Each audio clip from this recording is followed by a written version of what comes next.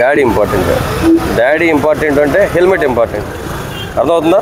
ఇద్దరు వెళ్ళి ఆటోలు వెళ్ళారు, రానన్నా కొనుక్కుందాం అని చెప్పి నీ పాకెట్ మనీ అని మీ డాడీ చేతిలో పెట్టి కొనుక్కురండి.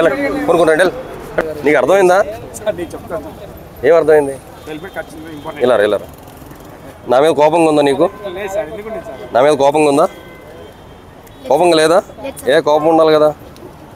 మరి ఆపానుగా మీ వెహికల్ని. ఎందుకు లేదు కోపం? గుడ్. ఈ కుర్రోడు చెప్తున్నాడు, ఏం చెప్తున్నాడు?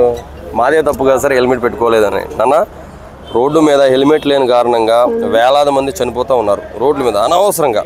ఏ జబ్బు వచ్చో లేకపోతే ఇంకోటో జరిగిందంటే ఏదో అనుకోవచ్చు.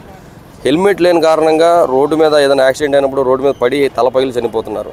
అలాంటిది హెల్మెట్ పెట్టి సెల్ ఫోన్కి మనం స్క్రీన్ గార్డ్ వేస్తామా? అది ఇంపార్టెంట్, మన తల ఇంపార్టెంటా? మరి కానీ హెల్మెట్ పెట్టుకోం ఎందుకని అంటే బాధ్యత లేక. మన నాన్న మనకి ఎంత ఇంపార్టెంటో మన నాన్నలో బాడీలో తల ఎంత ఇంపార్టెంట్. తలకి ప్రొటెక్షన్గా హెల్మెట్ ఉండాలి. ఓకేనా? వెళ్ళి హెల్మెట్ కొనుక్కొని మీ నాన్నకి ఇచ్చి ఇద్దరు కలిసి బయలుదేరండి.